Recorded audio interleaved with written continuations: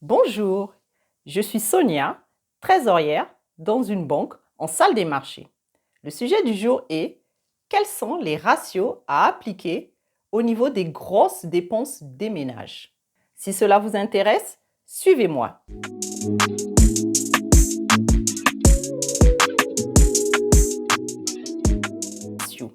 Quels sont les ratios qu'il faudra appliquer sur les gros postes de dépenses des ménages?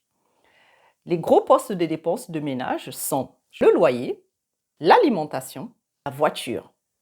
Bien sûr, la voiture, si vous n'en avez pas, tant mieux, c'est déjà une charge en moins. Maintenant, les proportions à appliquer. Au niveau du loyer, il ne faut pas dépasser 30% de votre revenu mensuel. Il ne faut pas que votre loyer dépasse 30% de votre revenu mensuel. L'objectif à atteindre, il y a toujours des objectifs. L'objectif à atteindre est de 15%. Lorsque vous atteignez les 15% ou si vous êtes en deçà, bien en deçà des 15%, c'est vraiment mieux. Par exemple, si vous logez quelque part gratuitement. Ce qui rentre en compte dans le loyer, lorsqu'on est locataire, le montant qui est affiché au niveau de la quittance du loyer.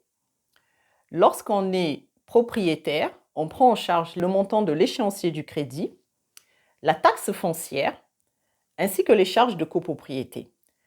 La taxe foncière, ça dépend des pays. Il y a des pays où il n'y a pas du tout de taxe foncière.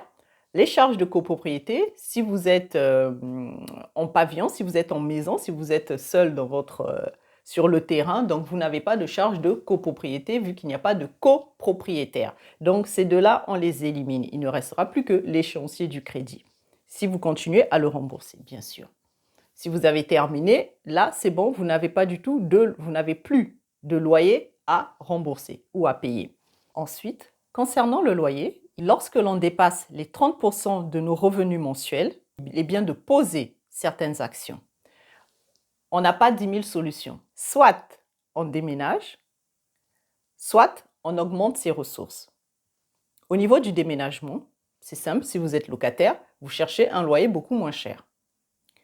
Si vous êtes propriétaire, soit vous vendez votre bien et vous repartez en tant que locataire, soit vous conservez ce bien, vous partez en tant que locataire et vous faites en sorte que les charges de votre bien soient supérieures à la charge de votre location. Donc, comprenons bien que toutes ces restrictions ou tous ces calculs nous permettent de mieux épargner afin que nous puissions atteindre nos objectifs. Nous avons plusieurs objectifs dans la vie. Ça peut être voyager, ça peut être faire de l'investissement, créer une entreprise, mettre des enfants dans une meilleure école ou envoyer les enfants à l'étranger pour étudier. Il y a plein d'objectifs. Donc là, on fait attention à nos finances afin que nous puissions mieux épargner et ainsi atteindre nos objectifs.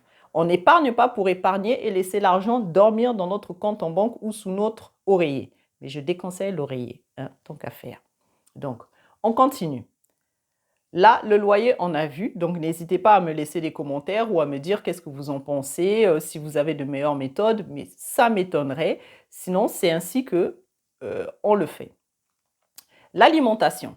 Quels sont les ratios à appliquer au niveau de l'alimentation? La proportion maximale est de 15%.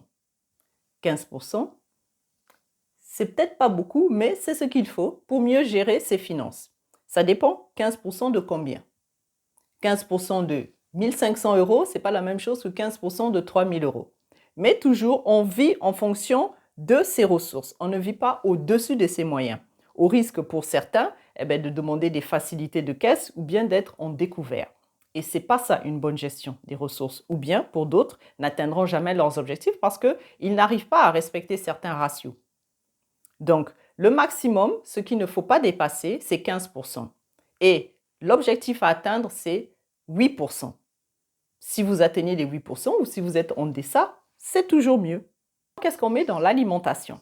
Nous avons la nourriture, nous avons l'entretien. Dans l'entretien, nous avons l'entretien de la maison et l'entretien du corps. L'entretien de la maison, le liquide pour nettoyer le sol, pour faire la lessive, bon, beaucoup d'autres. Le corps, qu'est-ce qu'on peut appliquer? Le lait corporel, de quoi se coiffer, patati patata pour tout le foyer. Donc ça, c'est ce qui rentre dans l'alimentation. Quelles sont les actions à mettre en place lorsque l'on dépasse les 15%? On peut faire nos achats dans différents discounts, dans différents magasins discount, dans différents lieux, différents marchés. Il y a des marchés qui sont moins chers que d'autres. On peut regarder de cette façon-là. Ou tout simplement augmenter ses ressources. Oui, parce que 15% de 4 000 euros, ce n'est pas la même chose que 15% de 2 000 euros. À ce moment-là, on augmente ses ressources. Nous passons au troisième poste. Troisième plus gros poste de dépense, la voiture. Oui, la voiture, c'est un gros poste de dépense. La voiture, c'est indispensable. Surtout lorsque l'on habite dans des endroits qui sont très mal desservis par les transports en commun. La voiture est indispensable. Qu'est-ce qui rentre en compte dans le calcul de la voiture? Nous avons le crédit auto, et nous avons l'assurance du véhicule. Vous mettez le crédit plus l'assurance de votre véhicule, il ne faut pas que ça dépasse, roulement de tambour, il ne faut pas que ça dépasse les 5% de vos revenus mensuels. Donc, l'objectif à atteindre, c'est 2% de revenus mensuels. Et si vous avez un véhicule et que vous dépensez moins de 2% de revenus mensuels, c'est bien, c'est vraiment très bien. Ou bien, si vous n'avez pas de véhicule, eh bien, cette partie, vous n'êtes pas concerné, vous zappez. Si vous n'avez pas du tout de crédit auto, tant mieux. Mais si vous l'avez, faites en sorte de prendre un petit crédit. Ne prenez pas des véhicules qui vous coûtent 30 000, 40 000, 100 000 euros. Ça ne sert à rien, puisque vous êtes dans tel type de démarche. On dit bien si vous êtes dans tel type de démarche. Maintenant, quelles sont les actions que nous pouvons mettre en place? Si c'est trop cher pour vous, il faut vendre la voiture et reprendre les transports en commun. Tout simplement. Ça ne sert à rien de laisser un véhicule garé chez vous, vous l'utilisez une fois par trimestre, ou bien ça vous fait énormément de dépenses, ça ne sert à rien. D'un autre côté, si vous avez plusieurs véhicules, monsieur, madame, chacun son véhicule, ça c'est bien. Si vous rentrez dans les pourcentages, c'est bien. Mais si vous dépassez, il faut que l'un des deux se sacrifie, il faut que vous réorganisiez votre quotidien en termes de déplacement. Vous vendez un véhicule, il vous en reste plus qu'un seul. Mais ça, comprenez-le bien, c'est pour pouvoir atteindre des objectifs et après, vous pourrez mieux vous en sortir financièrement et vous verrez le bout de tunnel et vous pourrez vous racheter certains biens. Ce qui reste, c'est augmenter ses ressources. Bien. Je viens de vous présenter les 3 gros postes de dépenses des ménages. Admettons, là on va prendre un exemple, que l'on gagne 1 700 euros. Là, j'utilise ma calculatrice. Avec 1 700 euros de revenus, si on ne doit pas dépasser donc 0,3, si on ne doit pas dépasser 0,3, ça nous fait un loyer de 510 euros. Donc, il ne faut pas avoir un loyer de plus de 510 euros ici en France. Ce n'est pas évident. Dans le privé, c'est très rare d'avoir ces montants-là, mais ce sont les ratios. Donc, il faut s'arranger à ne pas dépasser les 510 euros. Mais lorsque l'on gagne 3 000 euros, admettons que l'on gagne 3 000 euros, c'est 900 euros de loyer. Il ne faut pas dépasser 900 euros de loyer lorsque l'on gagne 3 000 euros. Ça, c'est des exemples à appliquer. Vous me direz, 510 euros, 900 euros, il y a vraiment un gap. Oui, c'est pour cette raison que lorsque l'on gagne 1 700 euros, il faut appliquer les méthodes que je vous conseille pour pouvoir épargner et ainsi à mettre un peu d'argent, soit vous allez investir, soit vous allez créer un nouveau business pour pouvoir mieux vous en sortir et donc avoir des revenus complémentaires. Il faut avoir des revenus complémentaires. Sinon, tout ce que vous faites sur cette terre, c'est de travailler pour les autres.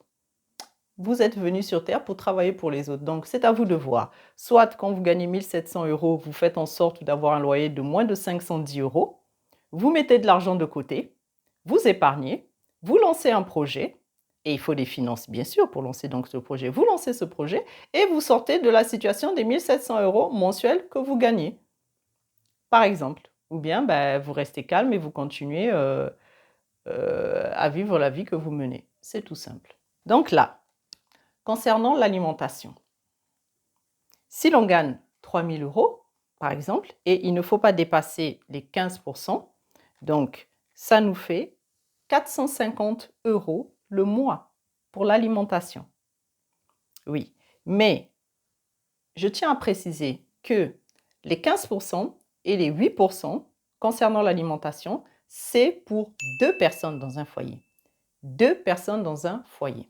Lorsqu'il y a plus de 2 personnes, donc quand il y a plus de 2 personnes, pour une personne supplémentaire, c'est 2% que l'on rajoute de plus.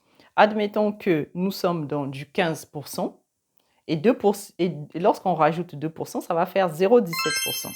0,17%. De 3 000 €, nous serons dans du 510 € à ne pas dépasser pour 3 personnes. Et on rajoute par personne supplémentaire.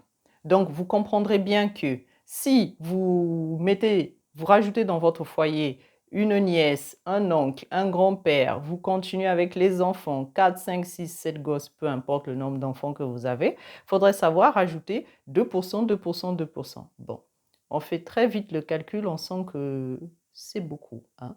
Donc, il faut essayer un peu de voir le nombre de personnes que l'on rajoute dans le foyer. Juste soit dit en passant. Bien. Maintenant, concernant la voiture, si l'on gagne 3 000 €, admettons que l'on gagne 3 000 €, et il ne faut pas dépasser 5% de ses revenus, ça nous fait 150 € par mois. Crédit plus assurance, il ne faut pas que ça dépasse 150 € par mois. Ça, c'est quand vous touchez 3 000 €. Maintenant, là, c'est le maximum que j'ai pris. Maintenant, lorsque vous êtes à 1 700 € par mois, il ne faut pas dépasser 85 €. Crédit plus assurance. Admettons 2 300 €, à peu près la moyenne. Lorsque l'on gagne 2 300 €, il ne faut pas dépasser 115 €, assurance plus crédit pour la voiture, de charge sur nos revenus mensuels. Donc, lorsque c'est trop, c'est pour cette raison que c'est mieux d'acheter un véhicule qui vous coûte moins cher ou se débarrasser du deuxième, troisième et énième véhicule. Ce sont des méthodes à appliquer. Ou bien, tout simplement, prendre les transports en commun jusqu'à ce que vos finances se portent vraiment mieux et ainsi, vous pourrez racheter un autre véhicule pour améliorer vos conditions de vie. Ces ratios ont été mis en place pour nous aider à avoir une ligne directrice, pour nous aider à savoir s'appliquer des limites dans nos dépenses, dans notre mode de consommation. Voilà un peu les quelques conseils que je pouvais vous donner. Donc, moi, je vous invite, si vous avez aimé cette vidéo, surtout à la partager. C'est une vidéo qui va beaucoup aider les gens à savoir comment mieux gérer les finances en faisant des ratios. Donc, n'hésitez surtout pas à la partager. Je vais vous demander aussi de liker pour m'encourager, de laisser quelques petits commentaires pour que nous puissions échanger. Si vous avez des questions à me poser, n'hésitez surtout pas, de vous abonner et de cliquer sur la cloche de notification pour ne rater aucune de mes vidéos. Bien, je vous dis au revoir et au prochain non, j'y arrive pas. Bien, je vous dis au revoir et à la prochaine.